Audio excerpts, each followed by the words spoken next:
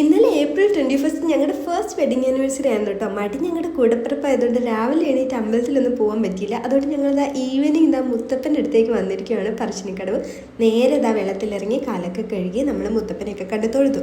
കണ്ണൂരുള്ളവർക്ക് അറിയാം, ഇവിടെ കൊടും വേനലും ഭയങ്കര ചൂടുമൊക്കെയാണ്. എന്നിട്ട് ഇവിടുത്തെ പുഴയിൽ ഇഷ്ടംപോലെ വെള്ളമുള്ള പോലെ തോന്നി. ഞങ്ങൾ എന്നിട്ട് പുഴക്കരയിൽ വന്നിട്ട് ഇങ്ങനെ ഇരിക്കുവാണ്.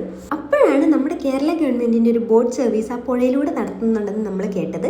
പിന്നെ ഒട്ടും സമയം കളഞ്ഞില്ല, നേരെ പോയി. സത്യത്തിൽ കേരള ഗവൺമെൻറ്റിൻ്റെ വലിയൊരു ഇനീഷ്യേറ്റീവ് തന്നെയാണ് കേട്ടോ. ടൂറിസ്റ്റുകളെ അട്രാക്ട് ചെയ്യാൻ വേണ്ടിയിട്ട് പറ്റും. പിന്നെ ഇവിടെ ദർശനത്തിന് വരുന്ന ആൾക്കാർക്കും ഒരു എൻ്റർടൈൻമെൻ്റ് ഒക്കെ അല്ലേ ഇത്. നമ്മളതാ നേരെ ഉള്ളോട്ട് കയറി. ഒരുപാട് സ്ഥലവും സീറ്റും ഒക്കെ ഉണ്ടായിരുന്നു കേട്ടോ അതിൻ്റെ ഉള്ളിൽ.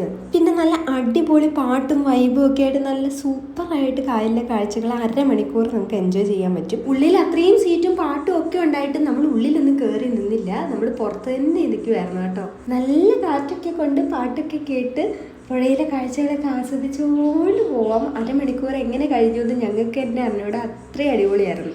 അതുപോലെ ഒരാൾക്ക് ടിക്കറ്റിന് ചാർജ് വരുന്നത് 40 രൂപയാണ്. പിന്നെ പറയാൻ ഞാൻ വിട്ടുപോയൊരു കാര്യമുണ്ട്, ബോട്ടിൽ വർക്ക് ചെയ്യുന്ന സ്റ്റാഫ്സ് ഒക്കെ ഭയങ്കര അടിപൊളിയാണ്. നമ്മൾ ഫോട്ടോസും വീഡിയോസും ഒക്കെ അവരെ എടുത്തു തരുന്നുണ്ടായിരുന്നു. ഏറ്റവും ഇമ്പോർട്ടൻ്റ് ഈ കാഴ്ചയാണ് കേട്ടോ. എന്ത് മനോഹരമായിരുന്നെന്ന് എനിക്ക് പറഞ്ഞറിയിക്കാൻ വയ്യ. വെള്ളത്തിന് നടുവിൽ നിന്നുകൊണ്ട് ക്ഷേത്രം കാണുന്നത്. ഫൈനലി നമ്മൾ മുത്തപ്പൻ്റെ പ്രസാദം കഴിച്ചിട്ട് അവിടെ നിന്ന് ഇറങ്ങി. പിന്നെ അമ്മയുടെ വലിയൊരു ആഗ്രഹമായിരുന്നു പറശ്ശിനിക്കടവ് പോയി വരുമ്പോൾ ഈ രാജരാജേശ്വരി ക്ഷേത്രം എന്ന് പറയുന്നത് ഈ ക്ഷേത്രത്തിൽ വരണമെന്ന്. അപ്പം നമ്മൾ അവിടെയും കൂടെ ഒന്ന് പോകുന്ന വഴിക്ക് കയറിയിട്ടുണ്ടായിരുന്നു. നമ്മൾ ഉള്ളിലൊന്നും കയറിയില്ല. അമ്മയും അച്ഛനും ഉള്ളിലൊക്കെ കയറി തൊഴുതു.